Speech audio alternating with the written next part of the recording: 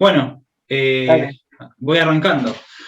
Esta charla de sistema venoso y estrategias de volemización, la verdad que la vengo amasando hace bastante, tiene muchos aspectos técnicos y tiene también una parte práctica, pero bueno, tiene una parte técnica y de teoría que por ahí en algunas partes entiendo que puede hacerse media pesada, pero bueno, no dura tanto. Bueno, el objetivo de esta clase es hablar de fisiología de retorno venoso, estableciendo los principales determinantes, analizar el impacto que tiene sobre el retorno venoso las diferentes condiciones a las cuales sometemos a los pacientes en el intraoperatorio y establecer estrategias o recursos para contrarrestar dichas alteraciones basadas en estrategias de volemización. Cuando analizamos los determinantes del gasto cardíaco, tenemos por un lado la frecuencia cardíaca, por otro lado el volumen sistólico, el cual depende de la precarga, poscarga y contractilidad. La idea de esta clase es analizar los principales determinantes de la precarga y cómo optimizarlos para optimizar el gasto cardíaco. Teniendo en cuenta que no podemos pretender incrementar el gasto cardíaco si no disponemos de una volemia para propulsar y que el corazón no puede expulsar más de lo que recibe desde la circulación sistémica, esta última y sobre todo el sistema venoso cobra un rol fundamental a la hora de determinar el retorno venoso y el gasto cardíaco.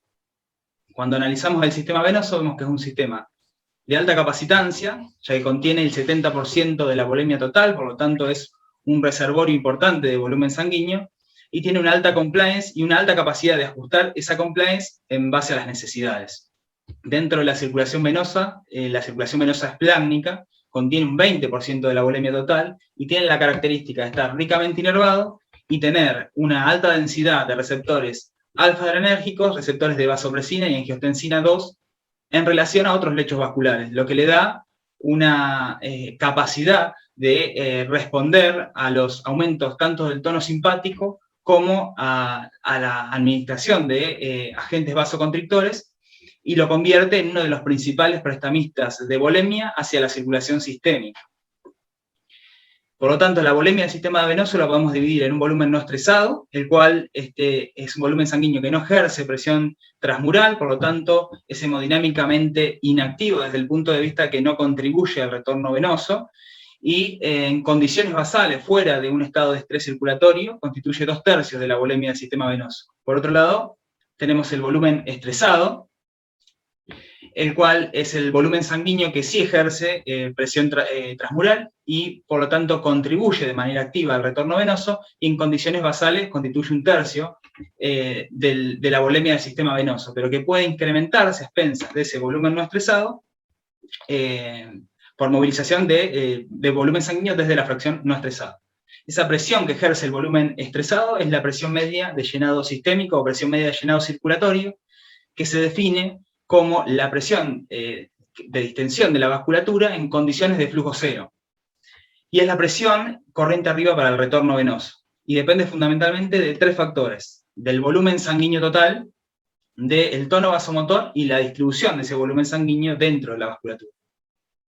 Cuando analizamos estos determinantes de la presión media de llenado circulatorio, vemos este gráfico de la presión media de llenado circulatorio en el eje vertical versus volumen intravascular, y vemos que en un estado de estimulación simpática, como representa la curva verde, con menor volumen podemos alcanzar la misma presión media de llenado circulatorio en relación a un estado de inhibición simpática, como representa la curva azul, de la cual requiere de incrementarse la volemia intravascular para alcanzar la misma presión media de llenado circulatorio. Entonces, dentro de los mecanismos que tiene el organismo para compensar una situación de estrés circulatorio, como puede ser el ejercicio, la hemorragia aguda, hipovolemia, otras causas de inestabilidad hemodinámica, uno de los principales mecanismos, y el primero, es el incremento en el tono simpático, lo cual lleva a un incremento en el tono vasomotor, lo cual permite la movilización de volumen sanguíneo desde la fracción no estresada hacia el volumen estresado, incrementando la presión media de llenado circulatorio y el retorno venoso, a la vez que el incremento del tono simpático genera un incremento en la frecuencia cardíaca y en la contractilidad, que son otros de los 2 determinantes del gasto cardíaco. En un segundo nivel, la activación del sistema renina-angiotensina y el sistema vasopresina generan un aumento del tono vasomotor, estresando volumen, incrementando el volumen estresado, a la vez que producen la retención de agua y sodio, incrementando la volemia intravascular y el volumen estresado. De esta manera, el sistema circulatorio continúa funcionando casi sin cambios, inclusive ante pérdidas de volemia de un 20%, gracias a esta función de reservorio que tiene el sistema venoso. Analizando los determinantes del retorno venoso, podemos simplificarlos con esta fórmula. Por un lado, el gradiente entre la presión media de llenado circulatorio y la presión en la aurícula derecha, que es la presión que se opone al retorno venoso, y por otro lado, la resistencia al retorno venoso. Analizando las curvas de retorno venoso, donde se grafica el retorno venoso en el eje vertical versus la presión en la aurícula derecha, en el eje horizontal, vemos que con presiones en la aurícula derecha negativas, como sucede en la inspiración en la ventilación espontánea, el retorno venoso se mantiene constante. Y en la medida que se incrementa la presión en la aurícula derecha, el retorno venoso desciende hasta alcanzarse el punto de la presión media de llenado circulatorio, donde el gradiente para el retorno venoso cesa. Por otro lado, vemos estas diferentes curvas de retorno venoso en relación a diferentes presiones medias de llenado circulatorio, donde vemos que a mayor presión media de llenado circulatorio, para un mismo valor de presión en la aurícula derecha, el retorno venoso es mayor y cesa a presiones mayores. Por otro lado, el efecto de la resistencia al retorno venoso, vemos que desplaza la curva de retorno venoso hacia arriba, incrementando la pendiente que representa la resistencia al retorno venoso, y para un mismo valor de presión en la aurícula derecha vamos a tener casi el doble de retorno venoso si disminuye la resistencia a la mitad. Esta curva combina curvas de retorno venoso y curvas de función ventricular o curvas de Starling ante diferentes situaciones. Entonces vemos que la situación A, el punto A, es un paciente en condiciones normales. Cuando sufre un aumento del tono simpático, lo que vemos es un desplazamiento de la curva de retorno venoso hacia arriba y se desplaza hacia el punto B producto de un incremento en la presión media de llenado circulatorio. Y además, el aumento de la contractilidad hace que esta curva de función ventricular se desplace, modifique su morfología y se desplace hacia arriba. Entonces, ¿qué sucede en pacientes bajo anestesia? Cuando realizamos una anestesia neuroaxial o una anestesia general, en mayor o menor medida, vamos a generar un descenso en el tono vasomotor, lo cual va a generar un incremento en la capacitancia, sobre todo de los lechos venosos más complacientes, como es el sistema venoso espláncnico y de la piel, lo cual lleva a una disminución del volumen estresado y de la presión media de llenado circulatorio, cayendo también el retorno venoso, lo cual se grafica en este gráfico ante una anestesia espinal, donde vemos que para un mismo valor de presión en la aurícula derecha, vemos un descenso en el retorno venoso y el flujo para el retorno venoso cesa a presiones medias de llenado circulatorio menores en relación a la normal. Entonces, cuando vemos el efecto combinado de la anestesia neuroaxial o la anestesia general con una disminución del tono vasomotor, asociados a posiciones quirúrgicas que son desfavorables desde el punto de vista del retorno venoso, vemos que se genera un secuestro de volemia a nivel de los miembros inferiores, producto de una alteración de la distribución, que era otro de los componentes que impactaba sobre la presión media de llenado circulatorio. De esa manera se reduce la presión media de llenado circulatorio y el retorno venoso. Ahora, ¿qué pasa con la laparoscopía y el neumoperitoneo? Inicialmente, en la insuflación del neumoperitoneo, se produce un desplazamiento de volumen desde la circulación espláncnica hacia la circulación sistémica, incrementándose la presión media de llenado circulatorio y el retorno venoso, hasta llegar al punto en el cual se alcanza la presión crítica de cierre de la vena cava inferior, produciéndose su colapso y el aumento de la resistencia al retorno venoso a ese nivel, lo cual lleva a una caída en el retorno venoso. Ahora, ¿qué pasa en ventilación mecánica? Para eso aplica el mismo concepto. Al incrementarse la presión intratorácica durante la inspiración en ventilación mecánica, si se alcanza esta presión crítica de cierre de los grandes vasos venosos que ingresan al tórax, se produce su colapso y por ende el aumento de resistencia a ese nivel genera un descenso del retorno venoso. Entonces, el aumento de la presión intratorácica genera, por un lado, el aumento de la presión sobre las cavidades derechas y por ende una disminución del retorno venoso, del gradiente para el retorno venoso, y si se alcanza esta presión crítica de cierre, que depende fundamentalmente de las condiciones de volemia del paciente, se produce el colapso de esos grandes vasos venosos que ingresan al tórax con un aumento de la resistencia y una disminución en el retorno venoso. Ahora, si esto es lo único que ocurriría cuando conectamos un paciente a ventilación mecánica, el deterioro hemodinámico sería significativo. Y esto no sucede debido a que existen mecanismos de adaptación cardiocirculatoria a la ventilación mecánica y a la PIP. Algunos de ellos son el drenaje de la sangre desde el pulmón hacia las cavidades izquierdas durante la insuflación pulmonar, esto genera un aumento de la precarga izquierda.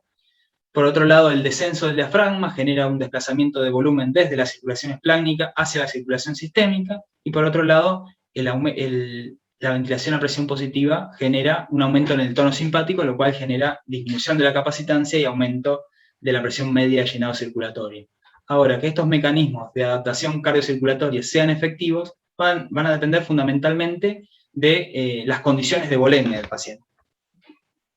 Entonces, los efectos de la ventilación mecánica sobre el retorno venoso dependen fundamentalmente de cómo se afecte cada variable, de en qué medida se incremente la presión media de llenado circulatorio, de qué medida varíe la presión en la aurícula derecha y en qué medida se altere la resistencia al retorno venoso.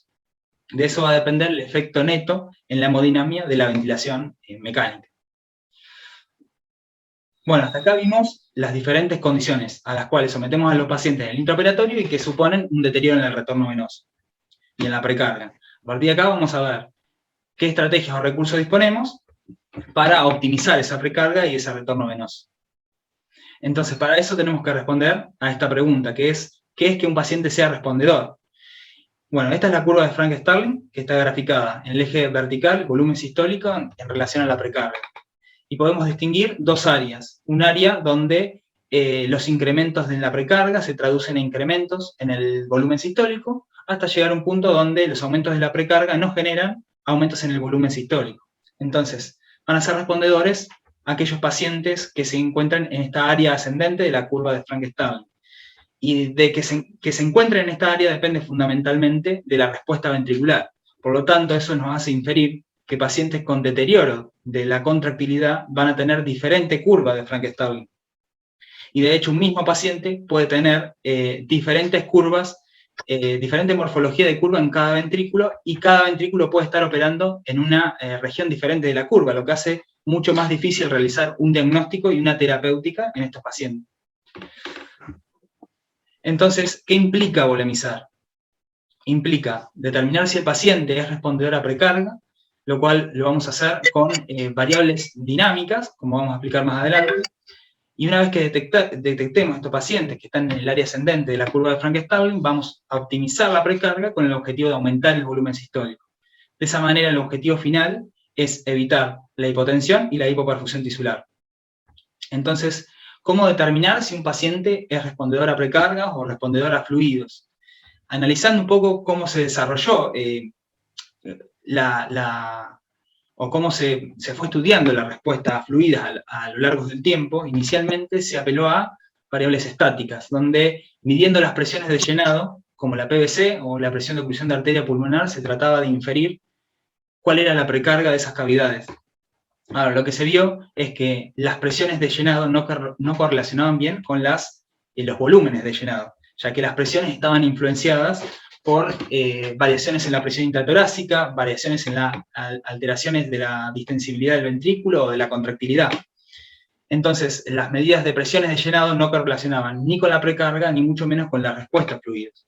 Entonces, se apeló a las medidas de volumen, tratando de inferir con qué volumen se llenaban tanto las cavidades izquierdas, derechas, o el volumen global de fin de diástole, con el objetivo de determinar que si aquellos pacientes con precarga baja se beneficiaban con una infusión de fluidos. Y lo que se vio es que había muchos pacientes que tenían precarga baja y sin embargo no respondían bien a fluidos. Y esto se daba porque las medidas de precarga no evalúan la respuesta que va a tener ese ventrículo al aumento de la precarga.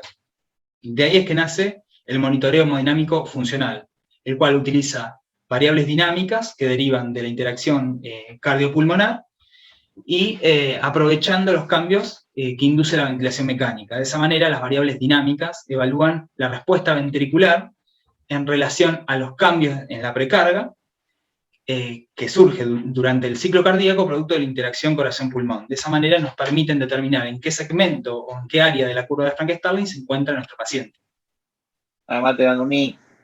Entonces, dentro de los cambios inducidos por la ventilación mecánica, de los cuales se basa el monitoreo hemodinámico y las variables dinámicas,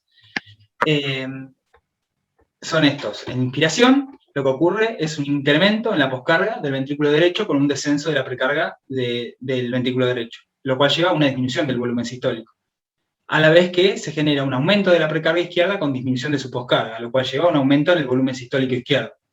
En la aspiración sucede lo contrario. Esa caída en el volumen sistólico derecho durante la aspiración genera una precarga disminuida sobre el ventrículo izquierdo y por ende un volumen sistólico disminuido durante la aspiración. Estos cambios cíclicos que ocurren en el volumen sistólico permiten determinar en qué medida ese ventrículo va a responder o no a los aumentos en la precarga. Algunas de estas variables dinámicas son la variación del volumen sistólico, que es la variable principal, de la cual surgen subrogados, como son la variación de presión de pulso, la variación de presión sistólica, el índice de variación pletimográfica, medidas mediante ecocardiografía. Están estudiadas la variación del BTI, la variación del flujo pico aórtico, y probablemente si estudiamos los flujos arteriales en la periferia, mediante ecografía Doppler, vamos a encontrar las mismas variaciones. Entonces, acá tenemos una curva de Frank-Starling, en la cual, como dijimos, pacientes que estén en el segmento ascendente van a mostrar una variabilidad en la presión sistólica y en la presión de pulso que deriva de esa diferente respuesta que tiene el ventrículo a los cambios en la precarga, mientras que aquellos pacientes que se acercan a la meseta, esa variabilidad no se va a observar. Y, como dijimos, un mismo paciente puede tener estas dos curvas, una curva puede pertenecer a un ventrículo y el otro ventrículo puede tener un deterioro en la contractilidad, y de hecho pueden estar operando en segmentos diferentes de la curva de Frank-Starling, y un ventrículo ser respondedor mientras el otro está en la fase plana. Este es un algoritmo de la utilización de la variación de presión de pulso como predictor de respuesta a volumen, en la cual variaciones de presión de pulso mayores a 13% predicen respuesta a fluidos, mientras que variaciones entre 9 y 13 y menores a 9 predicen pobremente respuesta a fluidos, y lo que recomienda este protocolo es incrementar el volumen tidal con el objetivo de acentuar esas variaciones que hay en la precarga durante el ciclo respiratorio, y de esa manera poner en evidencia una situación de hipovolemia.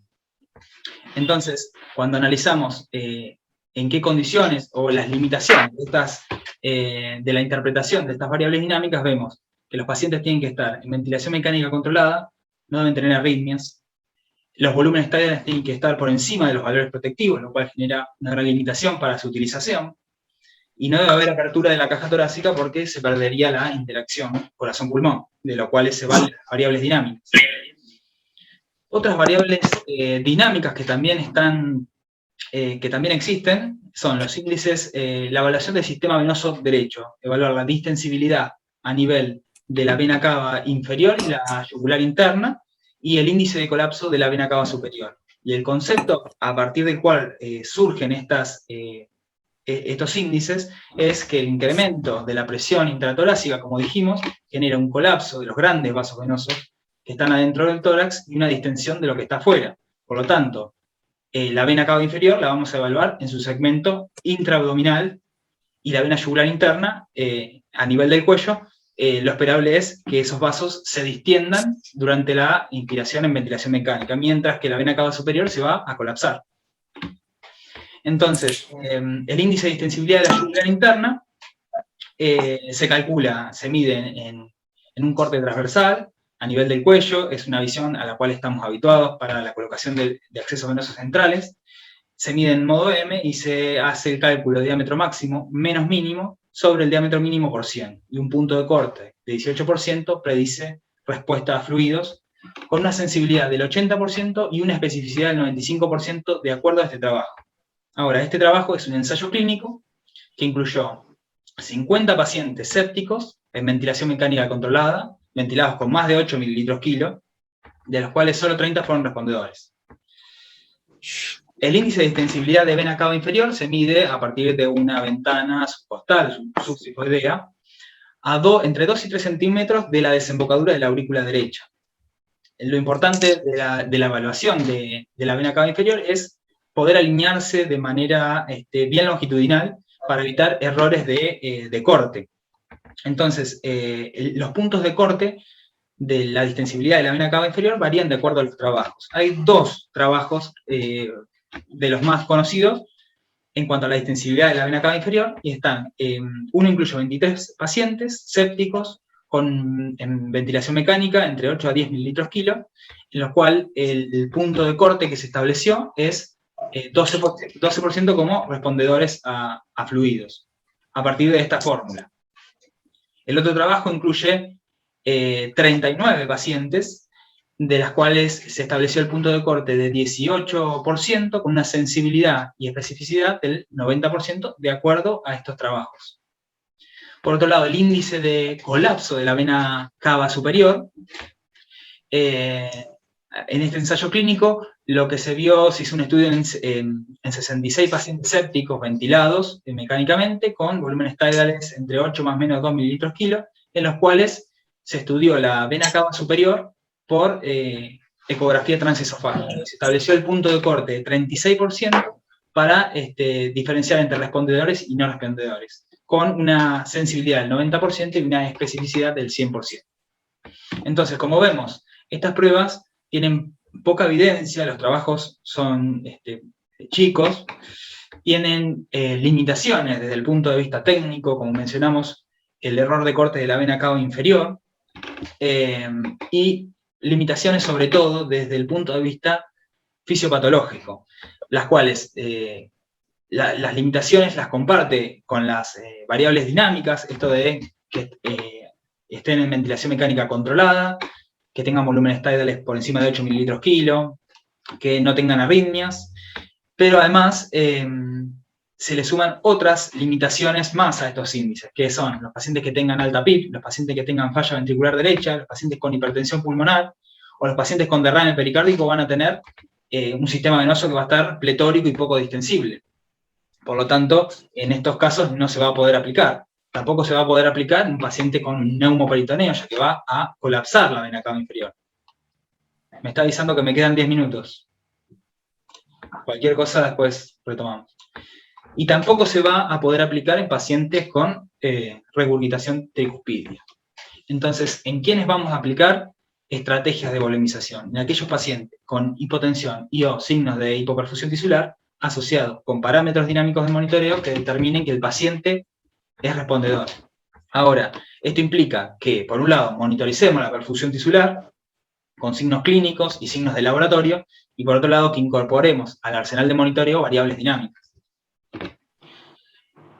Por lo tanto, si bien las variables dinámicas nos indican qué paciente será respondedor, esto no significa que debamos aplicar estrategias de volemización en todos los pacientes respondedores. Solo vamos a aplicar alguna terapéutica en aquellos pacientes que lo necesiten, que estén hipotensos o con signos de hipoperfusión tisular.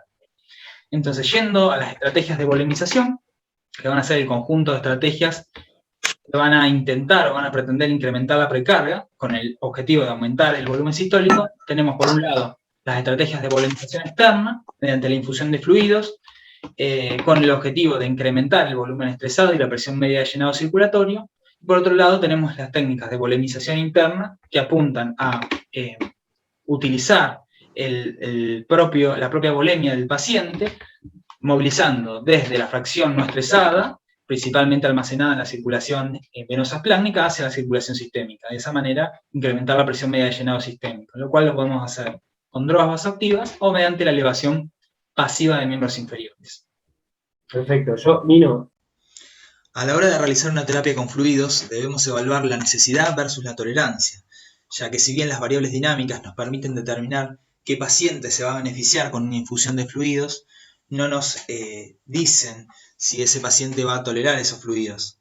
Por lo tanto, mediante ecografía podemos valorar la presencia de de agua, un exceso de agua extravascular pulmonar, valorando la presencia de líneas B y de esa manera inferir si hay signos de sobrecarga izquierda. Por otro lado, mediante el estudio de los flujos venosos del lado derecho, a nivel de la vena porta, de las venas suprahepáticas y de las venas intrarrenales en relación al diámetro de la vena cava inferior, podemos de esa manera determinar mediante scores como el score de Vexus el grado de congestión venosa y el grado de sobrecarga que tiene el ventrículo derecho. El costo de la administración de fluidos sin objetivo determinado nos lleva a complicaciones, tanto en el intraoperatorio como son el daño de glicocálix, lo cual nos genera una disfunción microcirculatoria con una vasoconstricción, aumento de permeabilidad, efectos protrombóticos y proinflamatorios. Por otro lado, genera hemodilución, alterando el delivery de oxígeno y diluyendo los factores de coagulación. Por otro lado, puede generar edema pulmonar. Tanto el pulmón como el intestino son dos tejidos altamente distensibles y que tienen tendencia a acumular los excesos de fluidos. Congestión, falla renal, edema miocárdico con alteraciones en la contractilidad y en la compliance. Por otro lado, también puede generar complicaciones en el postoperatorio, sobre todo complicaciones pulmonares, edema pulmonar, neumonía, distrés, mayor tiempo de ventilación mecánica, ilio postoperatorio, infecciones, dehiscencia de anastomosis, congestión, falla hepática, insuficiencia renal aguda, mayor morbo y mortalidad y mayor estadía intrahospitalaria. Ahora, cuando analizamos la respuesta vasoconstrictora de los diferentes lechos vasculares, vemos que no todos responden de igual manera a las aminas vasoactivas, tanto endógenas como exógenas. Y esto se da por una diferente distribución de los receptores alfa-1 adrenérgicos. Como vemos, a nivel de la piel y el músculo, los receptores alfa-1 adrenérgicos están más concentrados y por lo tanto van a responder con mayor intensidad a la infusión de aminas vasoactivas en relación a los órganos espláncnicos y en menor medida a los órganos vitales. Por lo tanto, tanto el corazón y el cerebro, al tener menor densidad de receptores adrenérgicos, van a preservar sus flujos, inclusive ante aumentos importantes en el tono simpático o ante administración de aminas vasoactivas exógenas.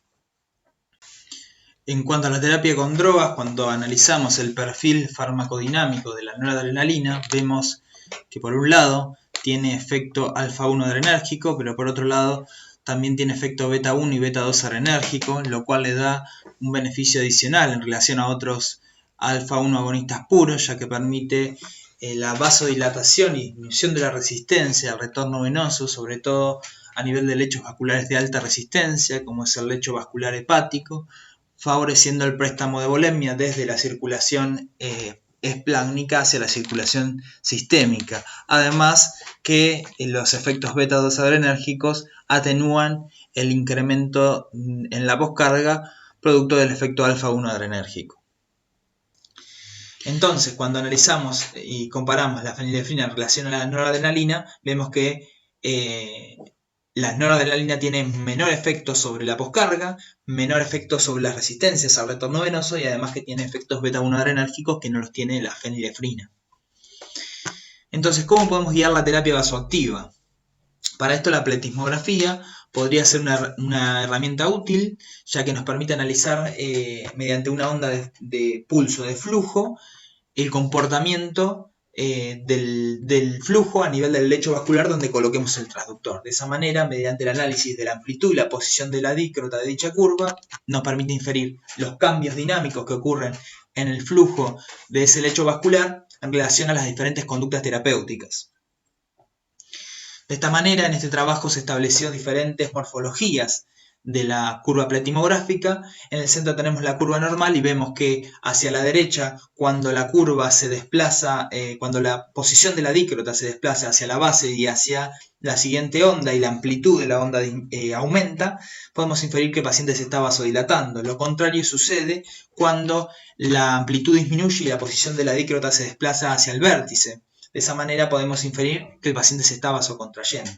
Ahora, hay situaciones patológicas en la cual la respuesta vasoconstrictora de los lechos vasculares se encuentra alterada, y esto responde a diferentes mecanismos fisiopatológicos, dentro de los cuales podemos mencionar el agotamiento de catecolaminas, la variación de densidad de los receptores, la alteración de la función de los mismos y el déficit de vasopresina, que tiene un efecto facilitador sobre la acción de las catecolaminas.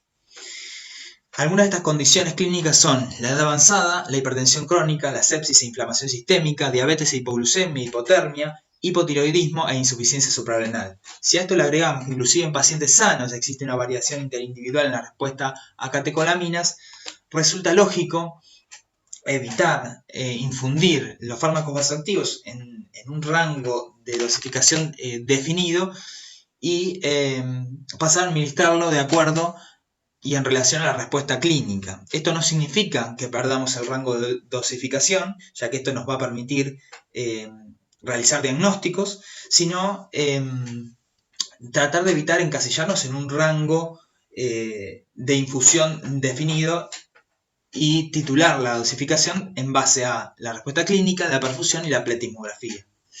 Como conclusión, el efecto final de las drogas vasoactivas depende en gran medida de la respuesta a la precarga, de la dosis a la cual estemos infundiendo los vasoactivos y de la sensibilidad del organismo a las aminas vasoactivas.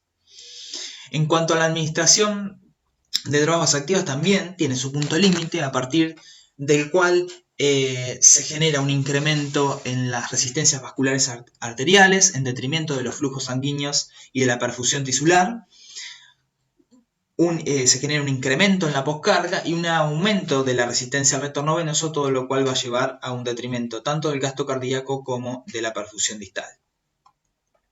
Por lo tanto, la estrategia de volemización óptima es aquella que evita la hipotensión y la hipoperfusión tisular, pero por otro lado evita las complicaciones producto de la sobrecarga de fluidos y el efecto deleterio de altas dosis de drogas vasoactivas.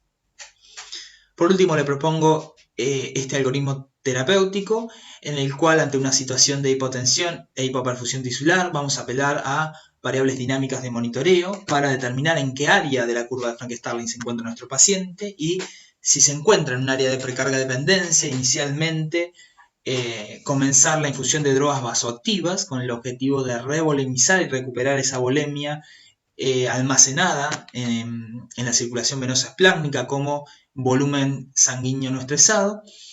Y en caso de que esta estrategia no revierta la situación de hipotensión y hipoperfusión, sí vamos a recurrir en un segundo término a la administración de fluidos. Y si esta infusión de fluidos no revierte la condición hemodinámica, sí vamos a tener que pasar a pensar en otros diagnósticos, teniendo en cuenta que aplicamos estrategias de volemización con el objetivo de optimizar la precarga, y asumiendo que ésta está en su punto óptimo, debemos considerar otros de los determinantes del gasto cardíaco, como pueden ser la frecuencia cardíaca y el ritmo cardíaco. De esa manera preguntarnos si hay una alteración del ritmo, si hay una alteración en la frecuencia. Muchas veces hay pacientes que dependen en mayor medida de la frecuencia, como pueden ser los pacientes con estenosis valvulares izquierdas, que requieren frecuencias cardíacas más bajas, o insuficiencias valvulares que requieren de frecuencias cardíacas más altas. Por otro lado, valorar el estado inotrópico. Como vimos, la morfología de la curva de Frank-Starling depende en gran medida del estado de inotropismo, y por lo tanto, al optimizar el estado inotrópico, puede que un paciente que no era respondedor pase a ser respondedor. Y por otro lado, analizar si hay otras causas de deterioro hemodinámico, como un aumento de la poscarga por un shock obstructivo, ya sea un neumotórax, taponamiento, un tromboembolismo. Como conclusiones, las variables dinámicas nos permiten predecir si un paciente va a responder o no a incrementos en la precarga. Volemizar no es solo administrar fluidos. Que un paciente sea respondedor no significa que deba recibir una terapéutica, solamente vamos a realizar estrategias de volemización en pacientes que lo necesiten, que estén hipotensos o con signos de hipoperfusión tisular. Y ante el fracaso de estas estrategias debemos considerar otros diagnósticos. Bueno, muchas gracias. Muy linda la clase, Nino.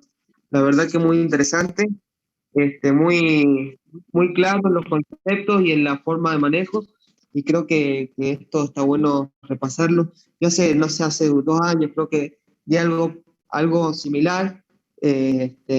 Y nada, la verdad que está muy bueno. No sé si tienen alguna duda, pero es muy importante lo que hablaste. O sea, por ahí para fórmulas, pero es muy importante porque nos enfrentamos todos los días a esto. Y no le damos importancia al retorno venoso, a la precarga, y todo es la presión arterial con variables objetivas, que en definitiva no sé si son tan importantes. Si lo importante es que esté bien perfundido el paciente. Si tiene buena presión, puede tener buena presión, pero con honor al pasto y está pésimamente perfundido el paciente. Por eso entender el sistema de fluidos interno del paciente, todo el sistema esplácnico, como prestamista de volemia, el rol de los vasoactivos, dónde están funcionando, si tiene alfa 1 pero no tiene beta 1, si nos está sirviendo en ese paciente, todo la monitorización del paciente, con todas las variables estáticas y dinámicas que mencionaste, es muy importante sobre todo en los pacientes que son complicados, cirugías complicadas, que esto puede hacer la diferencia. Yo creo que es muy interesante lo que has hablado y básicamente porque el retorno venoso es igual al gasto cardíaco. Hay un montón de fórmulas, estudiadas, analizadas, donde se evidencia que el gasto cardíaco es igual al retorno venoso. ¿Sí? Entonces ahí la importancia del retorno venoso. A vos se te cae el retorno venoso, no lo mantenés. Se te está cayendo el gasto cardíaco. Porque el corazón no es una bomba que succiona. El corazón se llena de forma pasiva y se vacía. Y como un sistema cerrado, todo lo que entra tiene que salir. Y de esa forma se puede concluir que el retorno venoso es igual al gasto cardíaco. Entonces, cuidando el retorno venoso, aumentándolo, buscando las estrategias para que no caiga, estamos manteniendo el gasto cardíaco adecuado. No sé, la verdad que muy buena. Perdón por la demora, ¿viste? Cuando uno no puede controlar qué pacientes entran, ahora van a traer otro. Pero bueno, valió la pena la espera. No sé si tienen más comentarios y demás. Creo que esto da para hablar un montón, ¿no? Sí, de mi parte, agradecer la invitación. La clase es muy interesante, muy claro. Y bueno, nada, como comentario, como conclusión que no sé, que podría dar yo y en relación a lo que hablaban recién, nada, no guiarse por valores de presión arterial, sino hacer una monitorización tanto con monitores que tenemos a veces presentes como por valores de laboratorio. El otro día justo estuvimos dando una clase evaluando un poco diferencias arteriovenosas de dióxido, de saturación de oxígeno, como variables de perfusión distal. Haciendo a veces ese ejercicio, uno se sorprende de pacientes que están con 70 de frecuencia y 120, 70 de presión y empieza a ver cómo a pasar las horas, empieza a aumentar las diferencias. Entonces, nada, usar un monitoreo de todo lo que tenemos en el arsenal, a veces en el quirófano común y en el que hacemos todos los días, tenemos acceso a un montón de cosas. Y bueno, después me pareció interesante lo de las estrategias.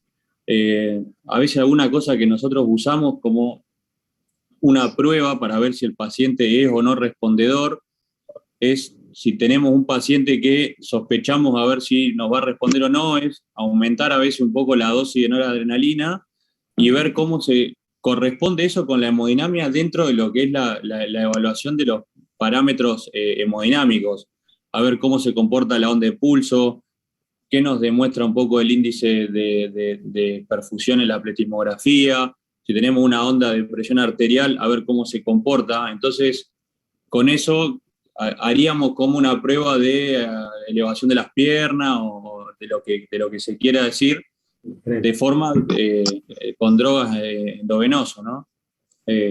Después, eso creo que es lo que tenía para compartir. Después creo que la clase excelente, así que bueno, de mi parte, muchísimas gracias por la invitación. Sí. Está buenísima, Nino, la clase, y muy bueno uno de los conceptos que dijiste de que no hay una dosis fija de noradrenalina, sino que se titula, pero que por más que uno titule, no es que abre la chapa, sino que uno tiene que saber cuánto está pasando y cuándo empieza a sumar poscarga en vez de precarga y empieza a hacer cagada, digamos. Sí, tal cual, porque un paciente puede estar medianamente hipotenso, pero bien perfundido, o tenerlo normotenso y con una perfusión horrible, empieza a aumentar el ácido láctico, el índice de perfusión viene mal, por eso creo que no hay que tenerle miedo a la presión como algo medible, y sí a la hipoperfusión. Creo que eso es algo que tener en cuenta, ¿no?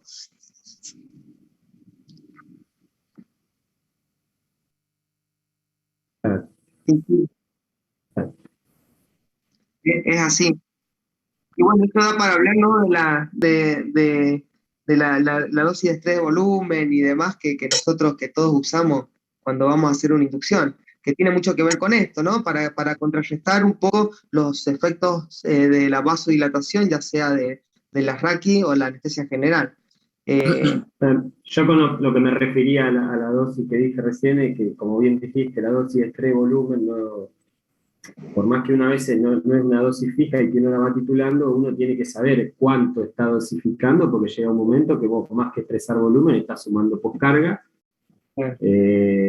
Hay muchos centros que por ahí lo hacen a chapa y siempre dosis respuesta. A nosotros siempre se nos enseñó que, bueno, que hay una dosis después de 0,08 o 0,1, que uno ya tiene que hacer una pruebita de volumen o hacer otra cosa, porque por ahí empezás a sumar poscarga y bueno, eso es lo que hablaba Nino, estresar volumen, no solamente Nora. Cuando la Nora ya no da más, nos falta volumen. Entonces, bueno, estuvo bueno los conceptos que él habló. Claro, también.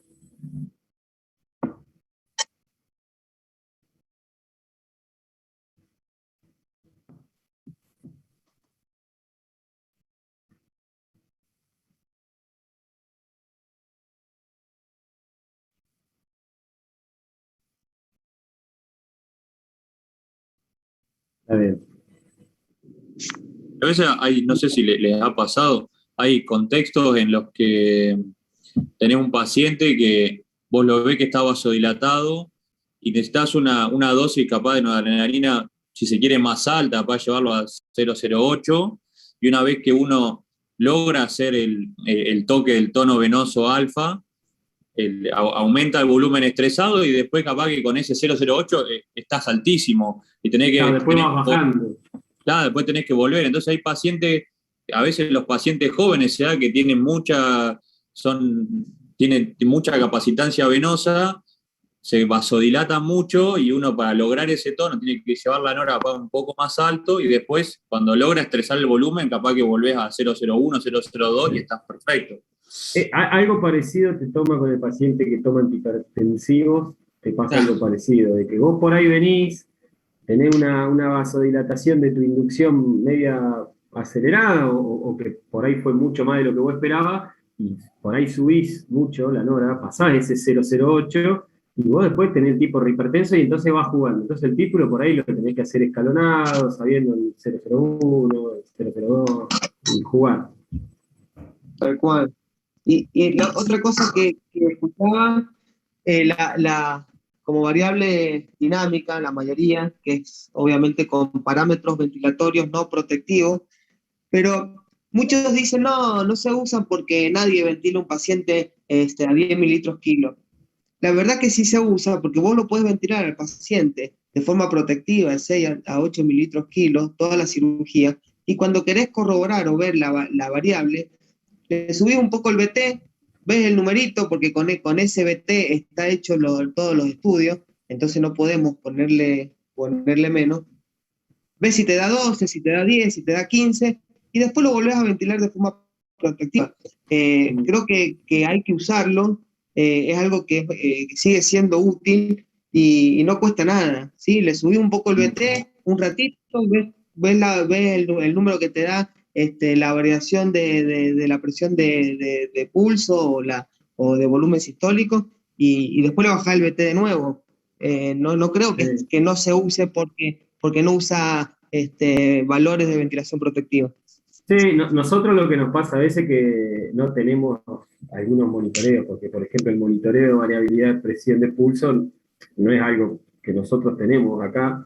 Lo que solemos hacer a veces con Nino para jugando, le aumentamos la velocidad de barrido a la saturometría, ponemos una hojita, esa hojita nos marca un límite y vemos si hay variabilidad o no, y eso habla de variabilidad de pulso, no del monitor, sino de que la hay en la saturometría, pero es muchísimo menos sensible. Entonces, esa variabilidad vos la vas a tener en pacientes que tengan variabilidad de pulso alta, arriba de 30, pero si no, no es sensible. Entonces, nosotros por ahí con los monitores que tenemos, a veces algún tipo de monitoreo no lo tenés. Claro. Habría que sacar el ecógrafo ahí, pero algunas cirugías el ecógrafo son difíciles de meter, entonces, bueno, te va arreglando.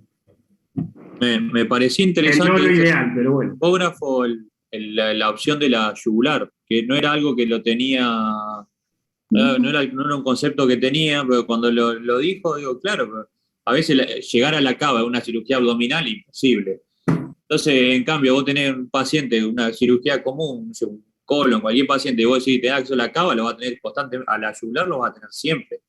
Entonces me pareció un concepto interesante, después me la bajó un poco cuando dijo que eran 50 pacientes, septi, y no sé qué. No está tan validado, pero uno es una herramienta más.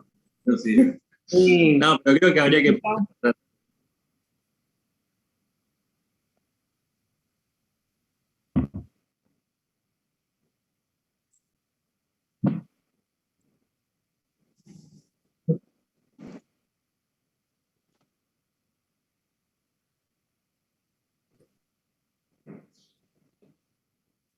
Habría que empezar a probar. Yo quiero hacer un comentario. En un...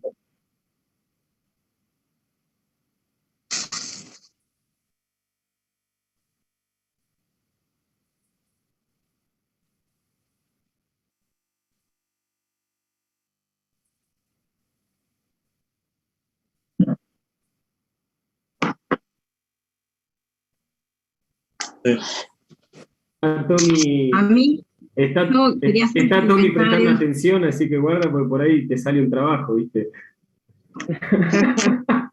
Nino, primero que nada, la clase estuvo muy clara y muy prolija, la verdad. Y hacerte un comentario nada más, que si bien nosotros tenemos la fotopletismografía muy a mano y queremos sacar muchas conclusiones con eso, viendo la amplitud, la posición de la dícrota y todo, me gustó que en tu clase hiciste hincapié en el uso del ecógrafo, como para no olvidarnos de lo que sería la bomba, porque a nosotros nos ha pasado en cirugías largas, donde los sangrados por ahí eran importantes, y analizábamos esto del tanque y las tuberías, pero nos habíamos olvidado un poco de echarle mano al ecógrafo, que lo teníamos ahí a 2 metros, porque por ahí no es algo tan de la rutina, y el paciente tenía eso, una falla en la bomba que después le costó el postoperatorio, así que eso me parece súper interesante de contemplarlo en el algoritmo de estos pacientes que no son respondedores a fluidos ni a vasoactivos, y bueno, buscar, como bien dijiste en la última parte, qué injerencia tiene la bomba en todo esto.